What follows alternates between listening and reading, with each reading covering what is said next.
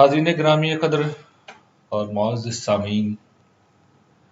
آج ہم سورہ معارج کی آیت نمبر 19 سے 35 تک کی تلاوت کریں گے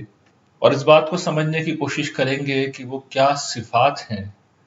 جو کسی انسان کے جنت میں داخلے کی ضمانت بنتی ہیں۔ آپ کے علم میں یہ بات ہے کہ ہم قرآن مجید کے ان مقامات کا مطالعہ کر رہے ہیں کہ جو اللہ تعالیٰ کے مطلوب انسان کو نہ صرف یہ کہ ہمارے سامنے لا رہے ہیں، بلکہ اس کے ساتھ ساتھ وہ ہمیں یہ بھی بتا رہے ہیں کہ یہ جو مطلوبہ اوصاف ہیں، صفات ہیں، خصوصیات ہیں، یہ اللہ تعالیٰ کو اس درجے میں محبوب ہیں کہ ان کے بدلے میں وہ انسان کو جنت میں داخل کریں گے۔ اور یہی آپ سمجھ سکتے ہیں، آپ جانتے ہیں کہ دین کی جتنی کچھ بھی دینی جد و جہد ہے، اس کا اصل ہدف، اس کا اصل مقصود یہی چیز ہے۔ ان آیت کے آخر میں اللہ تعالیٰ نے یہ بات بیان بھی کر دی ہے، اس کو انشاءاللہ ہم وہاں دیکھیں گے۔ تو اللہ کا نام لے کر ہم آیات کے مطالعے کا عمل شروع کرتے ہیں۔ اللہ تعالیٰ ارشاد فرماتے ہیں، ان الانسان خلق ہلوعا، بے شک انسان بے صبرا پیدا کیا گیا ہے، اذا مسہ الشر جزوعا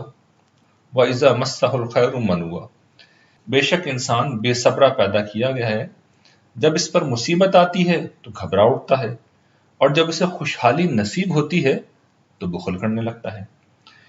یہ کیا چیز ہے؟ دیکھیے، انسان کی ایک فطری کمزوری کا، اس کی شخصی کمزوری کا بیان ہے۔ یعنی جو وصف یہاں بیان ہوا ہے ہلوہا، ہلوہا کا مطلب یہ ہوتا ہے کہ انسان کے اندر جلد بازی کی ایک عادت ہے، انسان میں بے صبرا پن ہوتا ہے، انسان میں جسے ہم اپنی زبان میں کہتے ہیں تھوڑ دلا پن ہوتا ہے۔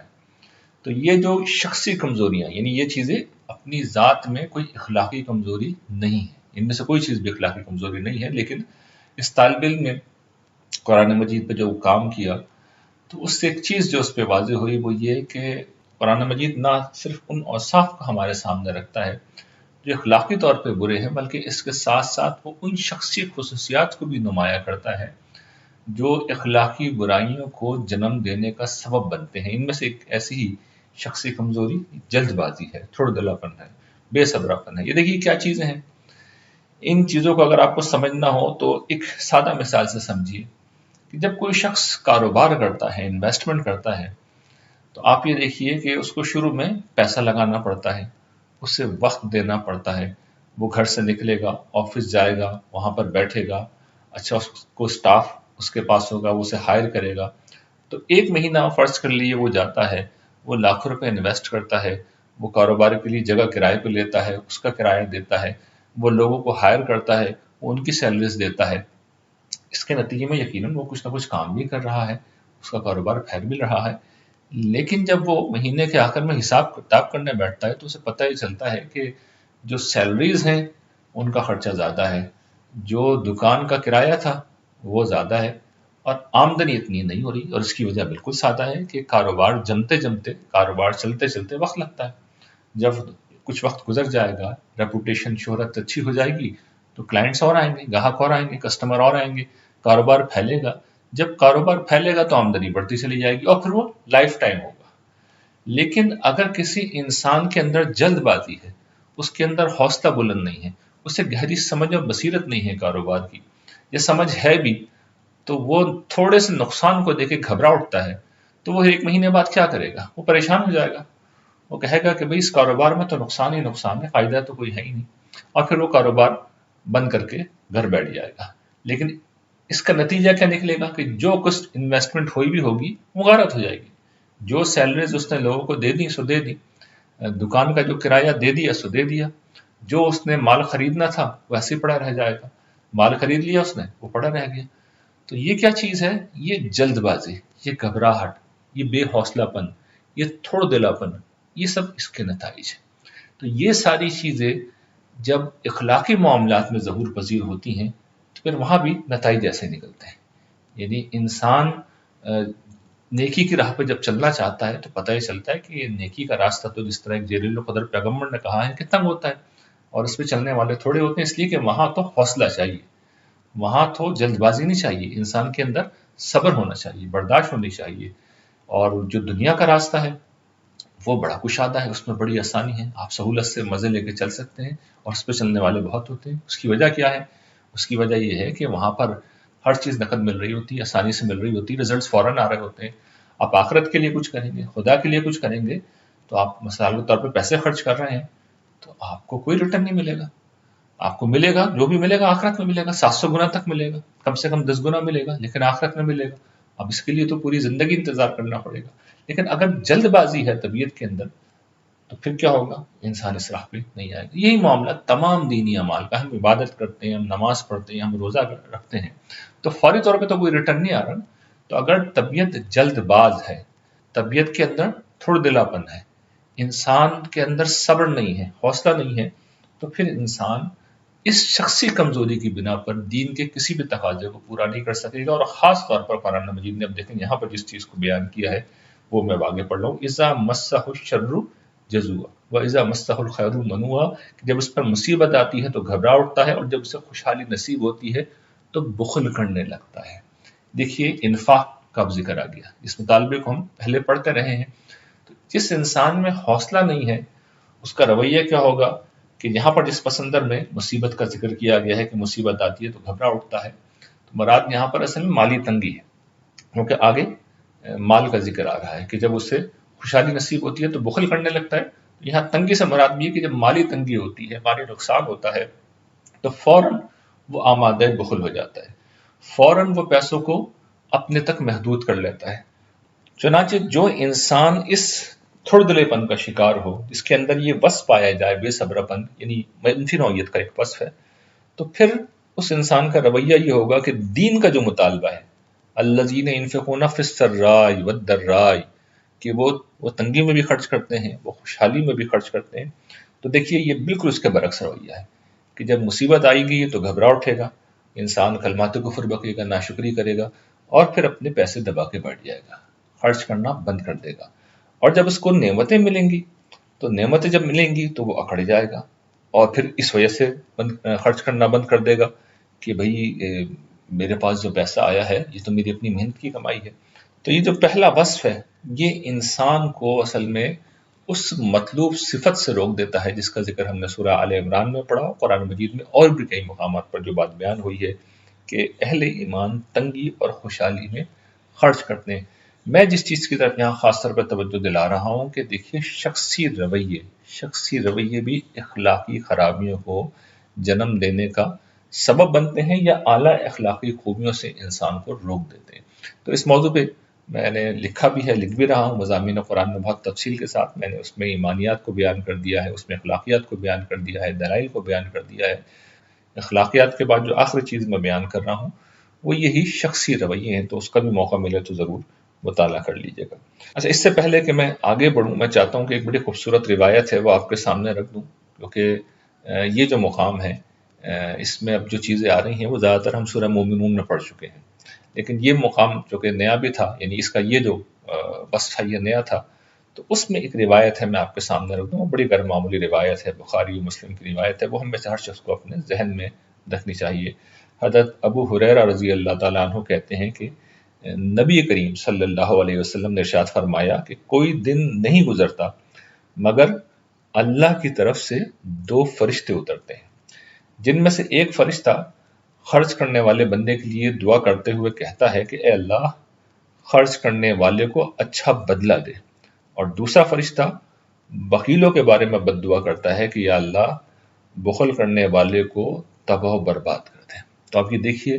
کہ انفاق ایک ایسی چیز ہے کہ جب کوئی اس سے رکتا ہے تو اس کے لیے فرشتے دعا کرتے ہیں، اور جب کوئی یہ کام کرتا ہے تو فرشتے اس کے لیے دعا کرتے ہیں.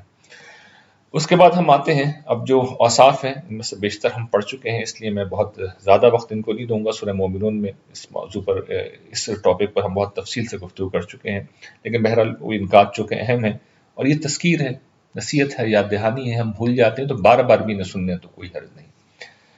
اللہ تعالیٰ فرماتے ہیں کہ اس رویے سے کون لوگ بچتے ہیں؟ الا المصلین، اس عیب سے کون لوگ بچے ہوئے ہیں؟ وہ جو نماز پڑھنے والے ہیں. الذین هم علی صلاتہم دائمون، جو اپنی نماز کی ہمیشہ پابندی کرتے ہیں. دیکھیے نماز کے متعلق ہم کئی چیزیں پیچھے پڑھ چکے ہیں. نماز ہم دیکھ چکے ہیں کہ اپنی غلامی کا ایک اظہار ہے، اپنی پرستش کے جو جذبہ ہے اس کا ایک اظہار ہے. نماز انسان کو خدا کی یاد دلاتی ہے، نماز اللہ تعالیٰ سے ملاقات ہے. یہ اپنی کہنے اور اس کی بات سننے کا ایک موقع ہے۔ تو یہاں پر نماز کا جس پہلو سے ذکر کیا گیا ہے کہ اچھے برے حالات میں انسان کو یہ درست اخلاقی رویے پر قائم رکھتی ہے۔ اور کس طرح قائم رکھتی ہے؟ دیکھیے کہ نماز جس وقت ہم پڑھتے ہیں تو ہم اپنے رب کے حضور پہنچ جاتے ہیں، اس کے حضور ہاتھ باندھ کے کھڑے ہو جاتے ہیں، اور اگر ہمارے اندر یاد کی درست کیفیت ہے، یعنی خدا ہمیں جس طرح کے اللہ تعالیٰ ہیں اس طرح یاد آئے، یعنی وہ ایک عظیم ہستی ہے، وہ آسمان و زمین کے رب ہیں، خالق ہیں، مالک ہیں، ان کے علم میں ہر چیز ہے کہ میرا بندہ اس وقت کن حالات سے گزر رہا ہے، اور اس نے خود کہا ہے کہ میرے حضور آؤ، پیش ہو، اپنی فریاد کو میری بارگاہ میں پیش کرو۔ تو اس کے حضور جس وقت ہم کھڑے ہو کر اپنی عرضداشت پیش کرتے ہیں، اپنی دعائیں اس کے حضور میں پیش کرتے ہیں، اپنی التجائیں اس کے حضور میں پیش کرتے ہیں، تو وہ سنتا ہے، وہ ہمارے حال پر توجہ کرتا ہے اور ہماری مصیبتوں کو دور کرتا ہے۔ تو اگر اس احساس کے ساتھ دن میں 5 دفعہ ہم اللہ تعالیٰ کے حضور پیش ہو رہے ہیں، تو پھر آپ دیکھیے کہ ہم کسی تنگی کے موقع پر، کسی پریشانی کے موقع کے اوپر ہم پھر کیسے واویلا کر سکتے ہیں، ہم کیسے مایوس ہو سکتے ہیں، ہم کیسے پریشان ہو سکتے ہیں۔ دیکھیے فطری پریشانی تو اپنی جگہ ہوتی ہے، لیکن آدمی کو بہت بھروسہ آ جاتا ہے، آدمی کو یہ احساس پیدا ہو جاتا ہے۔ یہ ایسا ہی ہے نا کہ اگر آپ کا جاننے والا پرائم منسٹر ہے، کسی ملک میں آپ رہتے ہیں اور اس ملک کا پرائم منسٹر آپ کا جاننے والا ہے اور روزانہ آپ کی اس سے ملاقات بھی ہوتی ہے، تو آپ کتنے اطمینان کے ساتھ، یعنی کسی پریشانی کی شکل میں آپ کتنے اطمینان کے ساتھ دیکھیے رہیں گے۔ فرض کر لیجیے آپ کا کسی ڈپارٹمنٹ میں کام پھنسا ہوا ہے، تو آپ کو پتا ہوگا کہ بھئی میں جاؤں گا، شام میں میری پرائم منسٹر سے ملاقات ہے، میں بات کروں گا، میرا مسئلہ حل ہو جائے گا۔ تو یہی یقین ایک بندہ مومن کو ہوتا ہے کہ بھئی اگلی ظہر کی نماز میں میری اللہ تعالیٰ سے ملاقات ہونے والی ہے، اس کی بارگاہ میں بیٹھیں گے، اس سے فریاد کریں گے، اور وہ سننے والا ہے، وہ کہتا ہے کہ دعاؤں کو سنتا ہوں میں۔ تو جب اس کے حضور دعائیں کریں گے تو مسئلہ تو حل ہوگا۔ تو یہ وہ چیز ہے جو انسان کو صحیح رویے پہ لاتی ہے، اور اسی طریقے سے ظاہر ہے کہ نماز انسان کو اخلاقی طور پہ حساس بھی بناتی ہے، اور اسے بتاتی ہے کہ تمہارا ایک خالق و مالک ہے جو ایک روز تمہاری جواب دہی کرے گا، تو اگر تم نے بخل سے کام لیا تو تمہاری پکڑ کر لے گا۔ تو ہر دو شکل میں دیکھیے انسان کو وہ درست رویے پہ لا رہی ہے۔ اگر مشکل میں ہے اور تنگی میں ہے تو انسان جو پست حوصلہ ہو رہا ہے، انسان کے حوصلے کی پستی کو وہ ختم کرتی ہے، اسے اعتماد دیتی ہے، اور پھر انسان تنگی میں بھی خرچ کرنے لگتا ہے، اس لیے کہ میرے ساتھ تو میرا مالک ہے۔ اور اگر خوشحال ہے تو اللہ کا شکر ہے، پھر تو بدرجہ اولا اسے خرچ کرنا چاہیے۔ تو یہ بات بیان کی گئی ہے کہ نماز ہے جو انسان کو درست رکھتی ہے، صحیح راستے پر رکھتی ہے، اور خاص طور پر یہ بات بیان کی گئی ہے کہ نماز کی پابندی ہونی چاہیے، یعنی نماز جو ہے وہ اس طرح نہیں ہونی چاہیے کہ انسان کبھی خوشی میں پڑھ لی، کبھی غم میں پڑھ لی، کبھی کسی کو دیکھ کے پڑھ لی، کبھی موڈ کے تحت پڑھ لی، کبھی ماحول کی وجہ سے پڑھ لی، کبھی آفس میں بیٹھے ہوئے لوگوں نے کہا کہ آج جو نماز کے لیے آ جاؤ تو چلے گئے، کبھی ہم جناب باہر کھڑے ہوئے دوستوں کے اندر ان میں نماز کا تذکرہ ہوا تو چلے گئے۔ نہیں، یہ کسی دوست کی وجہ سے، کسی محفل کی وجہ سے، احباب کی وجہ سے، موڈ کی وجہ سے نہیں، اس تمام پہلو سے نہیں ہونی چاہیے، بلکہ کسی انسان کی یہ مستقل صفت ہونی چاہیے کہ وہ ہر نماز کے موقع پر جب مؤذن پکارے تو بندہ مومن جواب دیتا ہوا، اذان کا جس وقت ہم جواب دیتے ہیں اس کا مطلب یہی ہوتا ہے کہ میں حاضر ہوں، میں آ رہا ہوں، خدا کی کبریائی کا بیان ہو رہا ہے، تو میں کیسے پیچھے رہ سکتا ہوں؟ تو میں تو ہر موقع پہ آؤں گا۔ تو ساری نمازیں پڑھنی چاہیے، 5 وقت پڑھنے چاہیے۔ نماز انسان کی زندگی کا، جیسا کہ میں نے عرض کیا، یہ مستقل وصف ہونا چاہیے، اور پھر اس میں ظاہر ہے کہ نماز کی جو دیگر آداب ہیں، لیکن وہ چونکہ دوسرے وصف کے تحت آ جائیں گے، تو یہاں پر اصل میں جس پہ ایمفیسس ہے کہ نماز چھوڑ دینا، کبھی 1 مہینے پڑھ لی پھر 1 مہینہ نہیں پڑھی، اس طرح بھی لوگ کرتے ہیں، یا ظہر کی پڑھ لی اور عصر کی چھوڑ دی، یا مشکل میں پڑھ لی اور آسانی میں چھوڑ دی، یا فجر میں تو اکثر لوگ ہی ڈنڈی مارتے ہیں۔ تو ان ساری چیزوں سے بچتے ہوئے انسان کو نماز کو مستقل اپنی زندگی کا ایک وصف بنانا چاہیے۔ یہ اللہ تعالیٰ کے ساتھ انسان کے تعلق کی درست تعبیر ہے، اور بندوں کے ساتھ تعلق کی علامت کیا ہے؟ انفاق۔ تو دیکھیے اگلا پھر وہی ذکر انفاق کا ہے، والذین فی اموالہم حق معلوم للسائل والمحروم، کہ یہ وہ لوگ ہیں، اگلا وصف کیا ہے؟ جن کے مالوں میں سائل اور محروم کا ایک متعین اور مقرر حق ہے۔ دیکھیے یہاں پر یہ جو حق کو معلوم کہا گیا، اس کا مطلب یہ ہے کہ بالکل متعین حق ہے، ایک مقرر حق ہے، یعنی جب پیسہ آتا ہے تو انسان کچھ اپنی ضروریات کے لیے نکالتا ہے، کچھ اپنے سیونگز کے لیے نکالتا ہے مستقبل کی ضروریات کے لیے، تو انسان کو چاہیے کہ جو اصل اس کی سیونگ ہونی چاہیے اور جو اصل اس کا مستقبل ہے وہ آخرت ہے، تو اس کے لیے بھی کچھ نکال کے رکھے. تو وہ نکال کے رکھے گا تو کہاں خرچ کرے گا؟ اس کا موقع کیا ہے کہ آپ ضرورت مندوں پہ خرچ کریں. اچھا، ضرورت مندوں کی اگر آپ دو موٹی موٹی کیٹیگری بنائیں تو وہ دو طرح کے لوگ ہوں گے. یعنی ضرورت مندوں میں سے کچھ تو وہ ہوں گے جو آئیں گے اور آپ کے یا تو تعلقات کی نوعیت ایسی ہے یا ان کے اندر کچھ حوصلہ ہے، وہ آ کے اپنی ضرورت کا اظہار کر لیں گے. تو اگر کوئی شخص اگر اس طرح مانگ لیتا ہے تو مانگ کر اس کا استحقاق پیدا ہو جاتا ہے. اب آپ کو انویسٹیگیشن کی ضرورت نہیں ہے. یعنی آپ یا تو یہ کہ بالکل ہی آپ کو پتہ ہے پروفیشنل بیگر ہے، یہ ان لوگوں کا ذکر نہیں ہو رہا پروفیشنل بیگرز کا جو پیشہ ور ہیں، تو ان لوگوں کا یہاں ذکر نہیں ہے. اس کا اطلاق ان لوگوں پہ نہیں ہوتا، بلکہ وہ لوگ جن کو کوئی مسئلہ پیش آ گیا ہے، کوئی مشکل پیش آ گئی ہے، وہ آ کے سوال کر رہے ہیں. تو اگر آپ کا اطمینان ہو جاتا ہے تو پھر آپ دے دیجئے. بہت زیادہ تحقیق نہ کریں، انہیں رسوا نہ کریں، انہیں شرمندہ نہ کریں. اور اگر نہیں دے سکتے یا نہیں دینا چاہتے تو بھلے طریقے سے معذرت کر لیں. اور کوئی اگر غلط مانگے گا، جھوٹ بولے گا، مبالغہ کرے گا، اس کی عادت ہے، تو وہ جانے، اس کا پروردگار جانے، پھر وہ اپنے پیٹ میں جس طرح حضور نے کہا انگارے بھر رہا ہے. لیکن آپ کی ذمہ داری یہ ہے کہ اگر کوئی شخص مانگتا ہے، آپ کے پاس اگر اتنے وسائل ہیں اور آپ کا اطمینان ہے تو دے دیجیے. اور نہیں دے سکتے یا نہیں دینا چاہتے کسی وجہ سے، آپ کا اطمینان نہیں ہو رہا، تو بھرے طریقے سے کسی کی عزت نفس کو مجروح کیے بغیر آپ معذرت کر لیجیے. دوسری چیز کیا ہے کہ وہ شخص محروم ہو. محروم کا مطلب کیا ہے، اس کو بھی سمجھ لیجیے. یعنی محروم وہ شخص ہے کہ جس کی کوئی ضرورت پیش آ گئی ہے اور اس ضرورت کو پورا کرنے کے وسائل اس کے پاس نہیں ہیں، لیکن سائل کے بالمقابل چونکہ یہ لفظ آیا ہے تو اب یہاں پر یہ بات اصل میں پوشیدہ ہے، مضمر ہے یہاں پہ یہ بات کہ یہ شخص اپنی عزت نفس کی وجہ سے مانگ نہیں پا رہا. تو ایسے لوگوں کا پھر بدرجہ اولیٰ خیال کرنا چاہیے، ان کے احوال کی تحقیق کرنی چاہیے اور ان کو پھر جا کے آگے بڑھ کے ان کی مدد کرنی چاہیے. تو دونوں ہی ضرورت مند ہیں، سائل بھی ضرورت مند ہے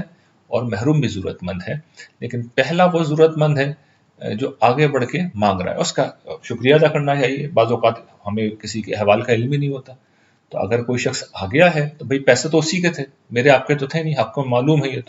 یہ تو حق معلوم ہے، اسی کا حق ہے. تو بہت اچھی بات ہے، اس نے ہمیں ہمارا مسئلہ حل کر دیا، پیسے ہم اسے دے دیں گے. لیکن فرض کیجئے کہ ایک ایسا شخص ہے جو نہیں آگے آ رہا،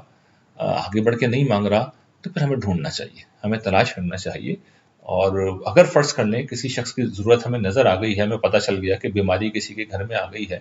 تو اب ہم انتظار کریں گے کہ بھئی یہ بیمار ہو گیا ہے اور ہمیں نظر آ رہا ہے کہ کینسر جیسی بیماری ہے، اور پھر بھی ہم گھر میں اطمینان کے ساتھ بیٹھے میں کہ نہیں، جب یہ بالکل ہی بھکاریوں کی طرح آ کے مانگے گا، مدد مانگے گا، پھر دیں گے. آگے بڑھ کے پوچھ لینا چاہیے. یہ بڑا غیر معمولی انسانی وصف ہے، یہ ہمارے انسان ہونے کا ثبوت ہے. اگلا جو وصف بیان ہوا ہے والذین یصدقون بیوم الدین، یہ وہ لوگ ہیں جو روز جزا کو برحق مانتے ہیں. دیکھیے قرآن مجید نے روز جزا پر صرف ایمان ہی کا ذکر نہیں کیا ہے،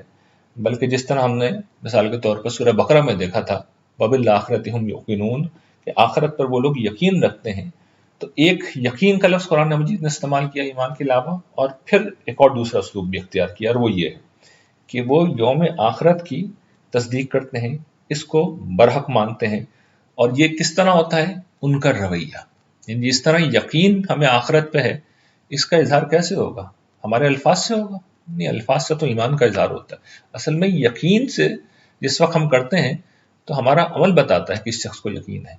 اور تصدیق جس وقت ہم کریں گے اور کسی چیز کو ہم برحق مانتے ہیں، اس کا اظہار کیسے ہوگا؟ ہمارا عمل کرے گا.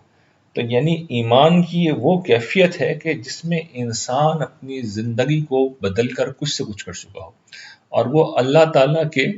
جو مطلوب اوصاف ہیں، ان اوصاف کے مطابق جب خود کو ڈھالنے کا فیصلہ کر چکا ہے،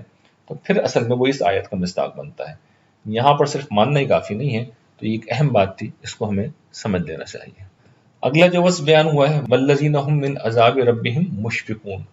یہ وہ لوگ ہیں جو اپنے رب کے عذاب سے ڈرتے ہیں. کیوں ڈرتے ہیں؟ ان عذاب ربهم غیر معمون،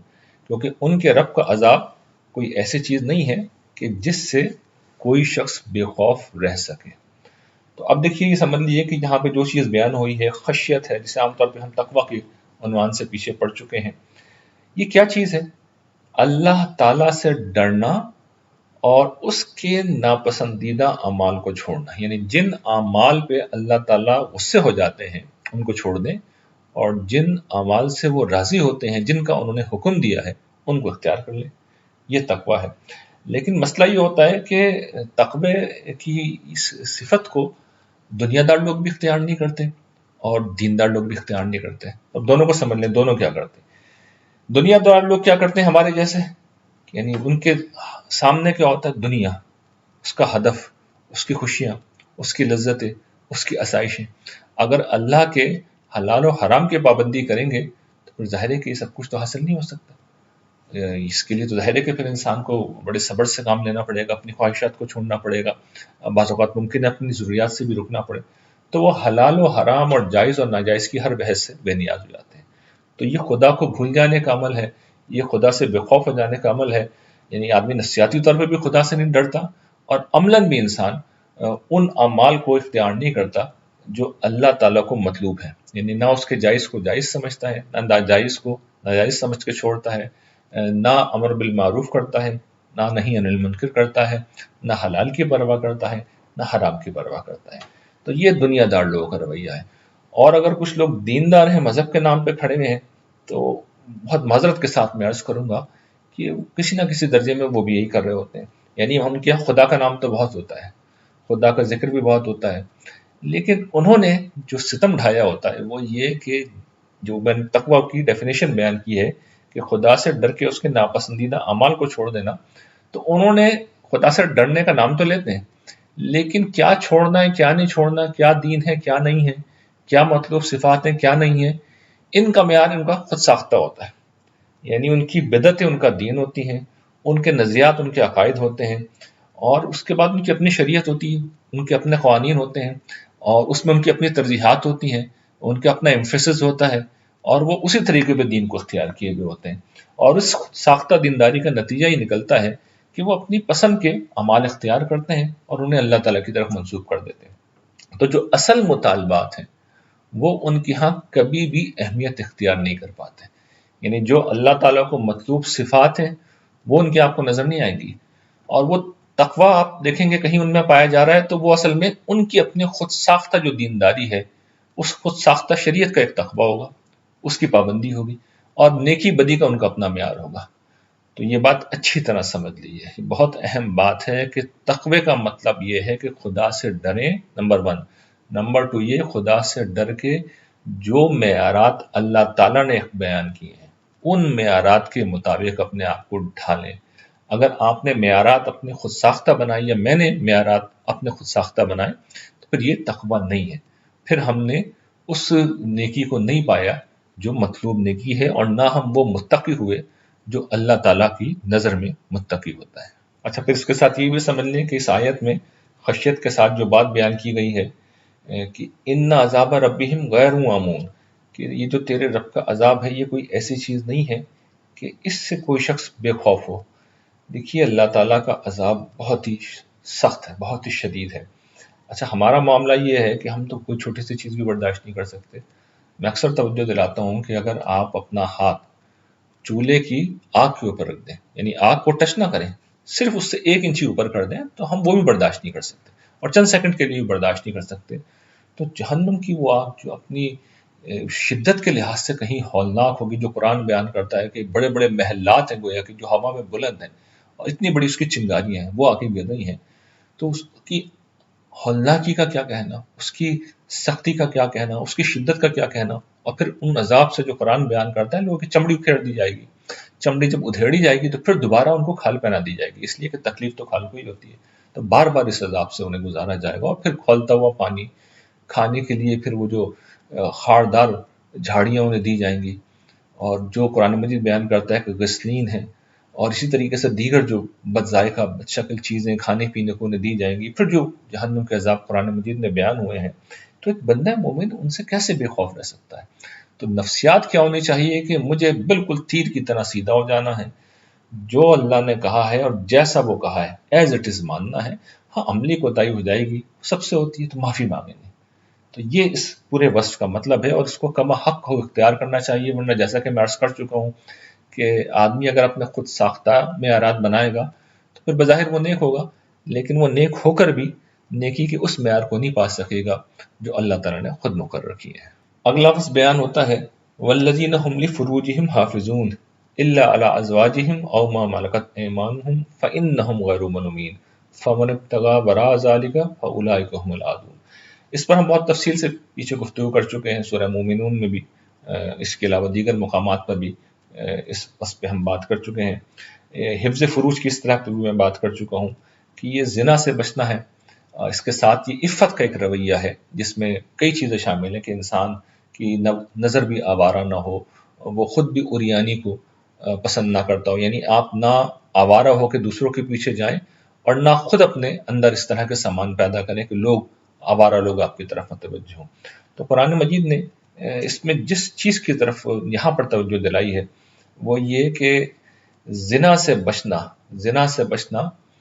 ہر حال میں ضروری ہے۔ انسان کو اپنی جنسی اعضاء کی حفاظت کرنی ہے سوائے بیویوں کے، اور جو لونڈیوں کا معاملہ ہے اس پہ میں سورہ مومنون میں بھی توجہ دلا چکا ہوں کہ ایک عارضی صورتحال تھی، میں نے اس پہ بڑی تفصیل کے ساتھ لکھا ہے، اور اب وہ غلامی کے عنوان سے ایک تفصیلی کتاب بھی آ جائے گی تو اس میں اس کی تفصیل آپ پڑھ سکتے ہیں، اس لیے میں اس کی تو تفصیل نہیں کر رہا۔ زنا کے حوالے سے بس ایک دو چیزیں میں چاہتا ہوں یہاں پہ بیان کر دوں۔ ایک تو دیکھیے یہ کہ زنا جو ہے وہ ایک لت کی طرح ہے، یہ ایک نشہ ہے، تو قرآن مجید نے اس پہلو سے بھی بڑی توجہ دلائی ہے کہ انسان کو ایک دفعہ اس کی لت پڑ جائے تو پھر آپ چاہے شادی شدہ ہو جائیں، اس سے بھی فرق نہیں پڑتا، پھر یہ عادت آسانی سے نہیں چھوٹتی، تو انسان کو اس کے قریب بھی نہیں جانا چاہیے، اس لیے قرآن مجید نے توجہ دلائی ہے۔ اور سماج کے پہلو سے اس کی اہمیت یہ ہے کہ دیکھیے انسان جانور نہیں ہے، یہ جو جانور ہوتے ہیں نا، جانوروں کو جو گلا ہوتا ہے، ان کا جو ایک ریوڑ ہوتا ہے، اس میں نر اور مادہ ہوتے ہیں۔ انسانوں کے معاشرے میں بھی مرد عورت یقیناً نر و مادہ ہی ہیں، لیکن یہ نر و مادہ نہیں ہوتے ہیں، بلکہ انسانوں میں اقدار کا ایک پورا نظام ہے، انسانوں کے اندر حیا ہے، انسانوں کے اندر ایک خاص شعور ہے، وہ شعور ہمیں بتاتا ہے کہ نہیں، یہاں پر رشتے ناتے ہوتے ہیں، یہاں پر تعلقات ہوتے ہیں، یہ دنیا جو ہے ایک عارضی دنیا ہے، اس دنیا کو ہمیں اپنی خواہشات کی چراگاہ نہیں بنانا چاہیے۔ اور جس طرح میں نے عرض کیا کہ ایک طرف انسان کی جبلت کے اندر ایک زبردست ارج پایا جاتا ہے، دوسری طرف یہ ایک نشہ اور عادت ہے، اور تیسری طرف انسان کا اصل وجود جو ہے وہ اپنی ذات میں سماجی وجود یہ تقاضا کرتا ہے کہ سماج میں ڈسپلن ہو،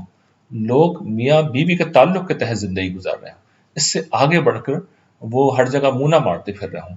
تو اگر یہ وصف ہمارے اندر نہیں ہے تو اس کے نتیجے میں پھر خاندان کا ادارہ برباد ہوتا ہے اور انسانی سماج جو ہے رفتہ رفتہ تباہی و بربادی کی طرف بڑھتا چلا جاتا ہے۔ تو اس وجہ سے قرآن مجید نے بار بار توجہ دلائی ہے، اور قرآن کا مطلوب انسان میں ہمیشہ توجہ دلا رکھتا ہوں کہ جو تین پہلو ہیں جن کو نمایاں کیا گیا ہے، ایک خالق کے حقوق، دوسرے مخلوق کے حقوق، اور تیسرا مرد عورت کے درمیان جو تعلق ہے وہ میاں بیوی کے رشتے تک ہی محدود رہے۔ تو اس پہلو سے بھی اس بات کو سمجھ لینا چاہیے، اور یہ بھی سمجھ لینا چاہیے کہ یہ جو چیز ہے قرآن مجید نے جو بات بیان کی ہے، فَمَنِ ابْتَغَىٰ وَرَاءَ ذَٰلِكَ فَأُولَٰئِكَ هُمُ الْعَادُونَ، جو شخص ان حدود کو پامال کرے گا تو پھر دنیا میں بھی اس کی اللہ تعالیٰ نے سزا مقرر کی ہے، اور آخرت میں تو سخت عذاب ہے جو زانیوں کو دیا جائے گا۔ اس کے بعد جو اگلا وصف بیان ہوا ہے وَالَّذِينَ هُمْ لِأَمَانَاتِهِمْ وَعَهْدِهِمْ رَاعُونَ، اس پہ بھی ہم پہلے گفتگو کر چکے ہیں۔ یہ گویا کہ تمام معاشرتی جو ذمہ داریاں ہیں، چاہے ہم آگے بڑھ کے انہیں لیں، جب ہم آگے بڑھ کے لیں گے تو وہ عہد ہوگا، اور جب ہمیں وہ مل جائیں تو وہ امانت ہوں گی۔ مثال کے طور پر بحیثیت انسان ہمیں بہت کچھ ملا ہوا ہے، ہمارا جسم سب سے بڑی چیز ہمیں ملا ہوا ہے، یہ اللہ تعالیٰ کی امانت ہے۔ اولاد ہمیں ملتی ہے، اللہ تعالیٰ کی طرف سے ایک عطیہ ہے۔ سماج ہمیں کچھ دے دیتا ہے، کوئی عہدہ کوئی منصب ہمیں دے دیا، تو یہ سب امانتیں ہیں، اور پھر ان کے معاملے میں ہمیں بہت محتاط رہنا چاہیے، ان کا درست استعمال ہونا چاہیے، ان کا غلط استعمال نہیں ہونا چاہیے۔ اسی طریقے سے آگے بڑھ کے ہم نے کوئی ذمہ داری لی ہے، یعنی امانت تو وہ چیز تھی نا جو ہمیں سونپ دی گئی،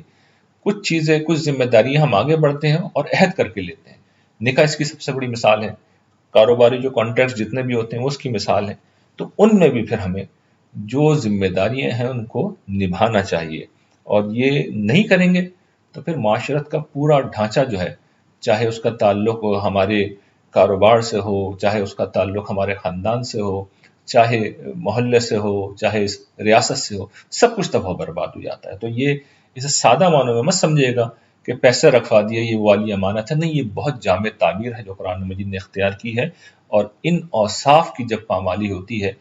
تو پھر اس کے نتیجے میں پورا سماج برباد ہو جاتا ہے۔ اگلا جو اس بیان ہو رہا ہے والذین هم بشہاداتہم قائمون، یہ وہ لوگ ہیں جو اپنی شہادتوں کو ادا کرنے والے ہیں۔ دیکھیے جو عدل ہے یہ ہماری بنیادی قدر ہے، یعنی دین اسلام کی بنیادی قدر عدل ہے، اور شہادت جب دی جائے گی تو اصل میں ہم اس بات میں مدد دے رہے ہیں کہ جس شخص نے فیصلہ کرنا ہے وہ درست فیصلہ کر لے، جس نے عدل کرنا ہے وہ عدل کر لے، تو ہم اس کو کہے کہ درست بات کے اوپر مطلع کرتے ہیں۔ اس کی دو بنیادی شکلیں ہیں۔ اس کی پہلی شکل تو یہ ہے کہ کسی معاملے میں ایک شخص کو کوئی فیصلہ کرنا ہے اور کوئی قضیہ پیش آ گیا ہے تو ہم سچی گواہی دیں، یعنی جو بات ہوئی ہے اس کو ایز اٹ از بیان کر دیں، اور اس میں بنیادی چیز یہ کہ صحیح بات کی جائے، حق بات کی جائے، کسی مصلحت کی بنا پر، کسی مفاد کی بنا پر، کسی دشمنی کی بنا پر نہ ہم صحیح بات کہنے سے رکیں گے، نہ توڑ مروڑ کے صحیح بات کو غلط کریں گے، نہ کوئی اور منفی رویہ اس نوعیت کا اختیار کریں گے کہ صحیح بات چھپ جائے اور غلط بات جو ہے سامنے آ جائے۔ اگر یہ کریں گے تو یہ پھر بہت بڑا گناہ، یہ بڑے گناہوں میں سے ہے۔ اچھا، دوسری جو اس کا جو پہلو ہے دوسرا، وہ یہ ہے کہ دیکھیے ایک اور حق کی گواہی بھی ہمیں دینی ہے۔ وہ اصل میں تو صحابہ کرام کا مذہب تھا، رسول اللہ صلی اللہ علیہ وسلم نے ان کے اوپر حق کی شہادت دی اور انہوں نے انسانیت پہ دی۔ تو ہم جس وقت اسلام کے علمبردار بنتے ہیں تو ہمارا یہ کام ہے کہ دین حق کی سچی گواہی لوگوں کے سامنے دیں۔ ہم لوگوں کو سب سے بڑی سچائی جو ہمیں پتہ ہے کہ اللہ ایک ہے، ہم لوگوں کو یہ بتائیں، مانے نہ مانے یہ ان کا معاملہ ہے، لیکن اگر ہم لوگوں کو بتاتے ہی نہیں ہیں اور بس بیٹھے رہتے ہیں تو ظاہر ہے کہ پھر ہم ذمہ دار ہیں۔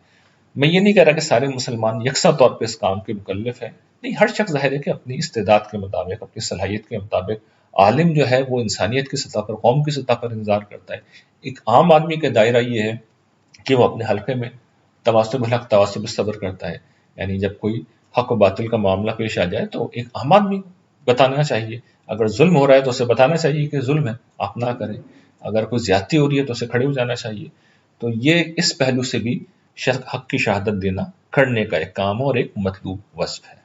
اس کے بعد جو آخری وصف ہے، والذین هم علی صلاتہم یحافظون، یہ وہ لوگ ہیں جو اپنی نمازوں کی حفاظت کرتے ہیں۔ اس پہ بھی ہم بات کر چکے ہیں، لیکن میں مختصراً دہرا دوں کہ بس کیا ہے یہ پابندی نماز، اس کی نماز کی حفاظت کرنی ہے ہمیں، اس کی حیت کو درست طریقے پہ ادا کرنا ہے، اس کی اذکار کو ہمیں درست طریقے پہ ادا کرنا ہے، جو آداب ہیں وہ بجا لانے ہیں، جو اوقات ہیں ان کی پابندی کرنی ہے۔ غرض شریعت کا جو بھی قانون ہے نماز کے حوالے سے ہمیں اس کو پوری طرح نبھانا ہے۔ نماز سے ہی ان اوصاف کا آغاز ہوا تھا اور نماز کے ساتھ ہی اس کا اختتام ہو رہا ہے، تو آپ سمجھ سکتے ہیں کہ اس دین میں نماز کی کیا اہمیت اور کیا حیثیت ہے۔ اور پھر آخر میں نتیجہ اللہ تعالیٰ فرماتے ہیں اولئک فی جنات مکرمون، کہ یہی وہ لوگ ہیں جو عزت کے ساتھ جنت کے باغوں میں رہیں گے۔ دیکھیے یہاں پر جو بات بیان کی گئی، ایک تو وہی پہلو ہے کہ بھئی ان اعمال کا نتیجہ جنت ہے، تو گویا کہ یہ مطلوب صفات ہیں جو میں ہمیشہ توجہ دلاتا ہوں۔ دوسری بات جو یہاں پر خاص طور پہ کہی گئی ہے وہ یہ کہ عزت کے ساتھ رہیں گے۔ دیکھیے جو انسان کی عزت ہے دنیا میں ہر چیز سے زیادہ اس کے لیے قیمتی ہے، یعنی اگر ٹاپ کی آپ انسانی ضروریات کی فہرست بندی کریں، اور ماہرین نفسیات نے یہ کام کیا ہے، تو یہ جو عزت نفس ہے یہ ابتدا کی 2-3 چیزوں میں آتی ہے، یعنی جس طرح کھانا پینا انسان کی بنیادی ضرورت ہے، انسان کی جنسی جبلت اس کی بنیادی ضرورت ہے، اسی طریقے سے عزت نفس یہ انسان کی بنیادی ضرورت ہے۔ تو جنت میں نہ صرف یہ کہ انسان کی دیگر بنیادی ضروریات کا اہتمام ہوگا، یہ جنت کا لفظ خود بتا رہا ہے کہ رہائش کے باغ ہیں، اور اسی طریقے سے انسان کو بیان کیا گیا ازواج مطہرہ، پاکیزہ بیویاں ہوں گے، پاکیزہ شوہر ہوں گے، اور پھر اسی طریقے سے جگہ جگہ یہ بھی بتایا گیا ہے کہ وہاں پر انسانوں کی عزت کا حال یہ ہوگا کہ فرشتے آ کے سلام کریں گے، جو کہ ایک سپیریئر مخلوق ہے انسان کے مقابلے میں۔ تو جب فرشتے آ کے سلام کریں گے تو آپ اندازہ کر سکتے ہیں کہ انسانوں کی خوشی کا کیا کہنا ہوگا۔ تو یہ ہم نے آج ایک مقام پڑھا ہے جس میں ہم نے یہ دیکھا کہ وہ کیا صفات ہیں جو اللہ تعالیٰ کو مطلوب ہیں اور جن کا اختیار کرنا اصل میں جنت میں ہمارے جانے کا ضامن ہے۔ وآخر الدعوانا ان الحمد للہ رب العالمین۔